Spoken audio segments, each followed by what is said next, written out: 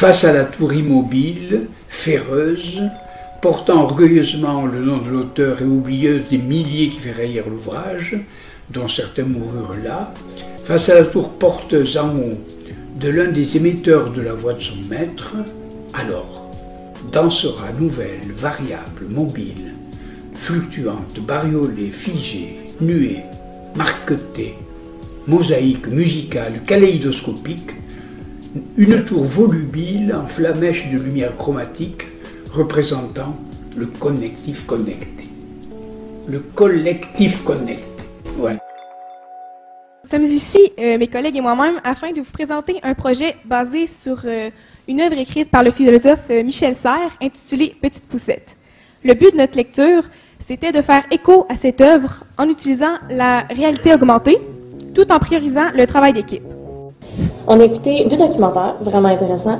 Puis ensuite, toutes nos réflexions, puis nos pensées, puis nos commentaires, on a été les faire sur padlet.com. OK, fait que je peux y aller directement, puis voir les différentes opinions. Ouais.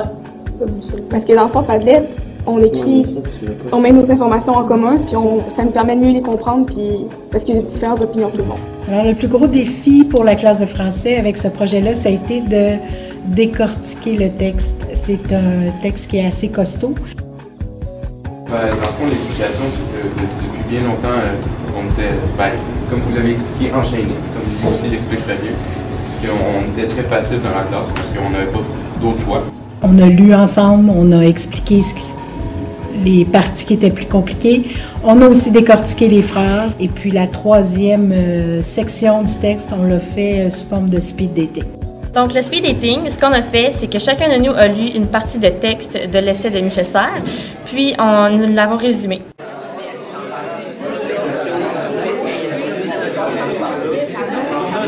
La perception de l'habitat qu'a Petite Poussette est différente de ce que lui avait, de ce que sa génération avait avant. Comme ici, il fait une référence mettons, à la Première Guerre mondiale ou des affaires en genre. Il dit qu'au lieu maintenant de se rassembler et de faire la guerre, on va se rassembler sur Facebook, ça va être pacifique. Ça finira pas avec des milliers de morts comme...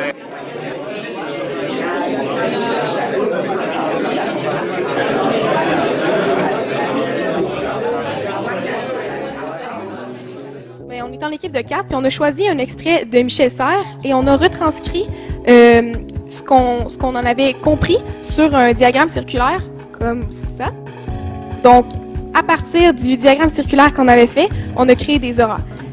Quelle partie du texte, dans la section 2 au complet que vous venez de lire, mériterait, selon vous, qu'on s'y attarde et mériterait qu'on fasse un prolongement, un écho, qu'on intègre un aura à ça?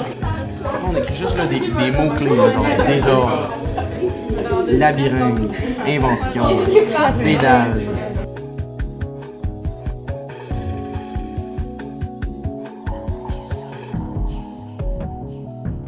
Cette tête que je tiens entre mes mains, elle est comme votre ordinateur portable ou votre tablette tactile. On est très heureux de vous inviter à ces débats Québec-Belgique. Je te laisserai 1 minute pour conclure de ton côté. Je veux juste conforter Laetitia dans ce qu'elle vient de dire encore. C'est vraiment aussi la dissociation entre Internet et notre tolérance.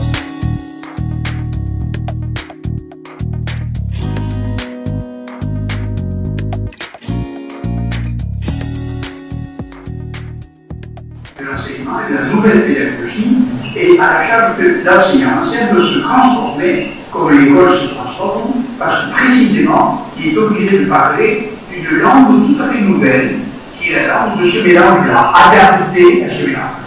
Et ça c'est tout à fait passionnant, c'est une transformation de la pédagogie qu'on n'a jamais connue sans doute. Nous sommes venus aujourd'hui vous présenter le projet de classe Petite Poussette. Environ 200 élèves ont travaillé pour exprimer leur réaction quant au contenu de votre essai Petite Poussette. Oui.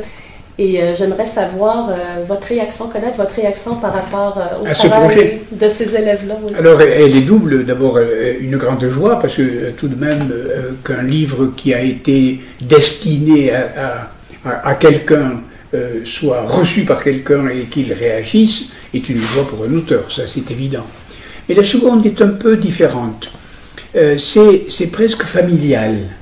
C'est-à-dire, je me sens un peu le grand-père, et tout d'un coup, c'est la fête de mes petits-enfants. Comme si les petits-enfants arrivaient chez moi et me fassent un cadeau. Vous voyez ce que je veux dire? Moi, je leur ai fait un cadeau, et ils me donnent aussi un cadeau. Alors, il y a quelque chose d'assez familial. Mais il y a plus qu'une famille, c'est la famille francophone. Le REFER, c'est le rendez-vous des écoles francophones en réseau. Qu'est-ce que vous pensez d'une mise en réseau des écoles, d'une mise en réseau de classes et d'une mise en réseau d'élèves? Comment vous le voyez ça? Comment vous le percevez? Nous sommes les élèves de l'école européenne de Bruxelles et nous lisons Petite Poussette. Nous en inventons une version augmentée et interactive. On a travaillé également sur la révolution numérique, celle qui est en place aujourd'hui. On est en train de passer du papier vers des écrans. Ma partie en éthique, c'était de voir dans les propos de Michel Serres qu'est-ce qui était soulevé comme problématique, comme critique sociale. Michel Serres présente une vision qui est très authentique de l'avenir de l'humanité. Et donc, les élèves ont eu à regarder tout ça, à se positionner, à comparer les générations. Quand ils ont lu votre essai, ils ont déterminé 4 questions sur lesquelles ils ont débattu les élèves de la Belgique et du Québec. Alors la première question, c'était avec Internet, plus besoin d'aller à l'école. Alors ça, c'est une vraie question, mais une fausse question. C'est les deux à la fois. Mais c'est très intéressant et c'est très amusant. Parce que, en effet, à mesure qu'on monte en âge, primaire, secondaire, supérieur, en effet, on a de plus en plus de liberté d'accès à Wikipédia, par exemple. Hein. Bon. Et par conséquent, on a la tentation, surtout quand on est plus âgé, disons 3 ans ou 4 ans après la maturité, de dire j'ai plus besoin d'enseignants puisque j'ai accès à l'information. Eh bien, ce n'est pas vrai. Ce n'est pas vrai pour une raison très très simple. C'est que, voyons, vous allez me parler allemand. J'ai l'information puisque vous parlez allemand, mais je ne comprends pas. Il faut donc que j'ai un professeur d'allemand qui m'explique que dire les mots, la syntaxe, etc. Je veux faire de la physique. Je peux avoir de l'information sur les équations de la physique, je n'y comprends rien. Par conséquent, il y a une grande différence entre l'information et le savoir et la connaissance. Nous obéissions, non seulement soumis aux maîtres, mais surtout au savoir, auquel les maîtres eux-mêmes humblement se soumettaient. Eux et nous le considérions comme souverain et magistral. Chaque paquet bien tranquille sur son siège, classifié, ordonné, comme des élèves en rang ou comme des légionnaires romains dans leur cœur étranger. Qu'on les force à s'y remettre, ils ne resteront plus en place sur les sièges. Michel Serres dit que c'est comme ça. Mais est-ce que c'est vraiment comme ça? Ou c'est ce que souhaiterait Michel Serres? Le mec, il est sur le Dorian ici. Alors, Lucas, attends, ta tour de Babel. Et est-ce que vous pensez que du coup, avec la connaissance qui est accessible sur la toile, il va y avoir encore besoin d'aller à l'école? Bah oui. Parce que rien ne remplace un bon professeur. Avec Internet, plus besoin d'aller à l'école. Aller à l'école, c'est pas seulement d'apprendre la théorie, c'est d'être capable d'expérimenter, d'avoir la pratique. Au secondaire, tu es comme obligé d'y aller.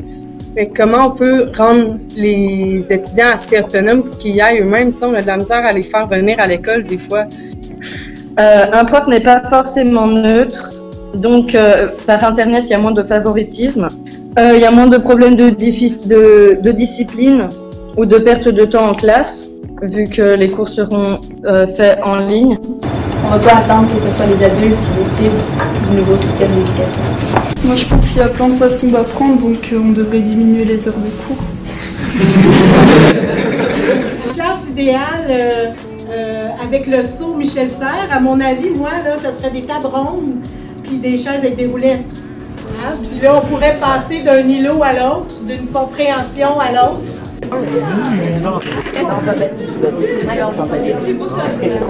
C'est pour ça que c'est bien d'avoir Internet, parce qu'on peut avoir des cours en ligne ou continuer à avoir des heures de cours, mais moins, parce qu'on passe beaucoup d'heures dans une salle. Pour conclure, nous, on pense que l'école est toujours d'actualité aujourd'hui parce que c'est un lieu qui permet la socialisation, c'est un lieu qui nous permet de nous concentrer, d'avoir un apprentissage qui est encadré et structuré, mais c'est aussi un lieu qui nous permet d'interagir avec un professeur qui est devant nous. Donc, fais un lien tout de suite avec une des questions qu'on avait imaginées par rapport au rôle de l'enseignant, puisque vous l'abordez ici. Il y a beaucoup d'enseignants qui pensent que justement l'apport des technologies en classe va leur faire perdre leur place, ou la place qu'on leur a connue depuis des années. Alors, qu'est-ce que vous diriez à ces enseignants, justement? Alors, oui, avant qu'on invente les nouvelles technologies, on avait inventé l'écriture, il y a très longtemps, il y a des milliers d'années. Et imaginez le maître d'école, à l'époque où il n'y avait pas l'écriture. Eh bien, il était obligé de raconter par cœur une chanson ou une histoire, et il fallait que les étudiants l'apprennent par cœur. Et une fois qu'ils avaient appris par cœur ensemble, on pouvait en parler. Et oui, mais une fois qu'il y a eu l'écriture, il suffisait d'apprendre à lire, et ils avaient déjà en place l'information sur la chanson. Vous voyez ce que je veux dire? Donc, l'instituteur ou le maître d'école ou le professeur du secondaire gagnait du temps avec l'écriture. Il y avait un stock, vous voyez? Et là, c'est un peu la même chose. Donc, le métier d'enseignant a évolué lentement pendant les siècles et toujours dans la même direction. Vous voyez? C'est-à-dire, il avait des outils un peu plus pratiques, d'abord l'écriture, ensuite les livres imprimés, l'imprimerie, et maintenant les écrans, tout ce qu'on veut du point de vue du numérique. Il a des outils, mais ces outils lui font gagner du temps, transforment le métier et le rendent plus intéressant. Les nouvelles technologies ont leur plein potentiel dans l'éducation. Puis l'autre, c'était est-ce que les professeurs vont être remplacés par la technologie? Pourquoi vous vous obstinez? Sur la question, est-il justifiable de dire que les profs sont encore... on a encore besoin des profs pour l'apprentissage? Pourquoi tu ne demandes pas ça? J'ai marqué quelles sont vos attentes envers les enseignants. Et à ce moment-là, ben là, ça devient totalement ouvert. Je pense que Michel Serres, il dit qu'on doit développer une autre partie de notre cerveau qui nous permet d'évoluer avec la créativité et tout ça. Parce que c'est comme, de quelle façon on devrait comme enseigner pour pouvoir stimuler la créativité du monde? Le prof avait sa trace à vous donner, son chemin à vous donner, puis rarement on déviait de ce chemin-là. Ben avant, les enseignants ils détenaient tout le savoir, puis les élèves ils devaient juste se contenter de se taire puis de recevoir ce savoir-là. Puis maintenant, ben, il y a l'enseignant puis l'élève qui détiennent tous deux du savoir. Fait que ça oblige l'enseignant à écouter les opinions de ses élèves. Ben, ces opérations neuronales-là sont transmises aux machines, puis c'est toutes les machines qui opèrent ça. Le dur, c'est tout ce qui est physique et matériel. C'est une invention qui a fait avancer la société à court terme. Tout ce qui est le doux, c'est visible à long terme comme l'écriture. Tout. La comparaison avec alors qu'il portait son savoir en dehors de son corps, tel un ordinateur. Le savoir se retrouvait dans l'ordinateur et la technologie, c'est que ça laissait plus de place à la créativité. Il y a le développement aussi de la créativité, de tout ce qui est éducation physique, art, musique, dépendamment des écoles. Ça aussi, c'est quelque chose qui est vraiment important puis que la technologie peut peut-être améliorer, mais ne remplacera jamais. Leur troisième question, c'était avec les réseaux sociaux, on n'est plus jamais seul. Voilà. Alors ça, c'est peut-être la question la plus intéressante. Et d'ailleurs, vous êtes vous-même, par les travaux que vous faites, le symbole même ou l'application même de cette question. Parce que autrefois, les Québécois, ben, ils étaient très très loin des Parisiens ou des Bruxellois. Vous voyez ce que je veux dire? Aujourd'hui, on est immédiatement à côté. C'est-à-dire, on ne vit plus dans le même espace. C'est ça qui est extraordinaire. Et par conséquent, les voisinages, c'est vrai, on n'est plus jamais seul, mais on n'est plus jamais seul dans un nouvel espace, dans un nouveau monde. Et ce monde est un monde virtuel. Alors, c'est la seconde question. Est-ce que le virtuel, c'est mieux que le présentiel, hein? Donc, notre vie virtuelle est très très riche, mais depuis toujours. Depuis toujours, on rêve, on lit des choses, on vous raconte des histoires qui n'ont jamais existé, dans l'imagination. Donc nous sommes des animaux virtuels. Et par conséquent, à la différence des animaux, nous sommes virtuels. Eh bien, le virtuel et le présentiel sont ensemble, comme nous vivons à la fois dans le présentiel et le virtuel. Donc, dans le cadre de l'activité sur l'identité numérique, on a préparé plusieurs documents, dont un qui était une charte sur l'utilisation des réseaux sociaux. Une lettre à la direction. Un contrat Facebook. Et une lettre aux parents. La révolution du numérique permet une sorte de démocratisation de l'écriture.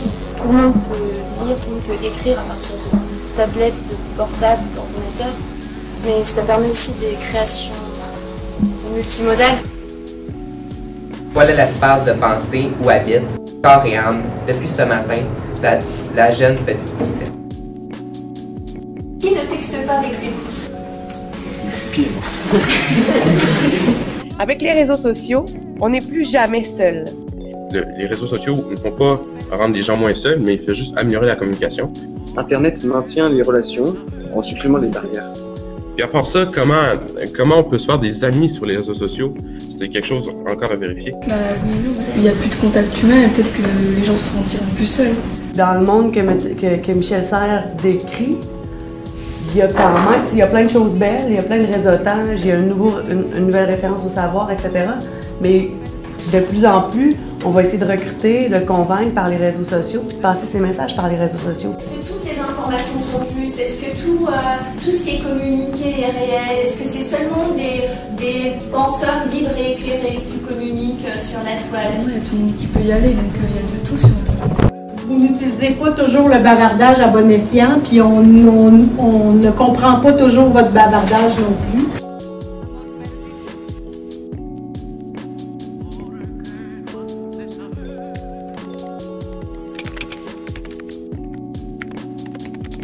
PC démarrer, c'est Racine connectée à travers l'écran. Depuis un écran, une toile en virtuel, l'araignée tissa.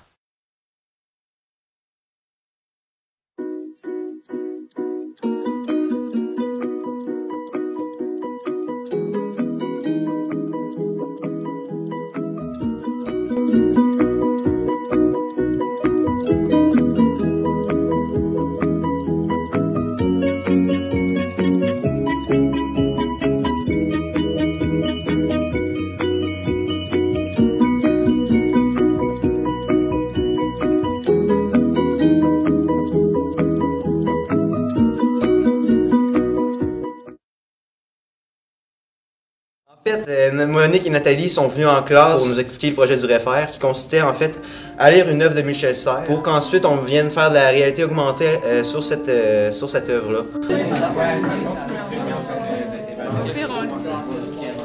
Alors, dans le cas des orales, c'était un blitz d'idées. On sortait les points qu'on a trouvés dans le livre, puis on pouvait chacun commenter les idées des autres pour partager nos points de vue.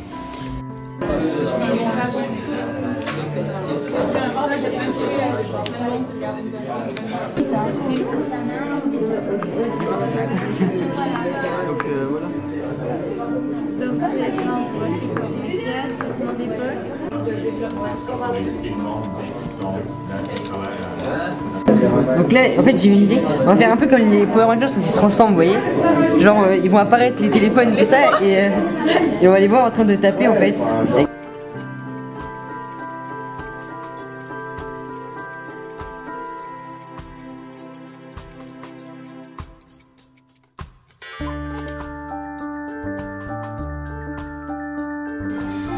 On met-tu genre, mettons, en haut, genre représentation de l'école? Ok, c'est bon.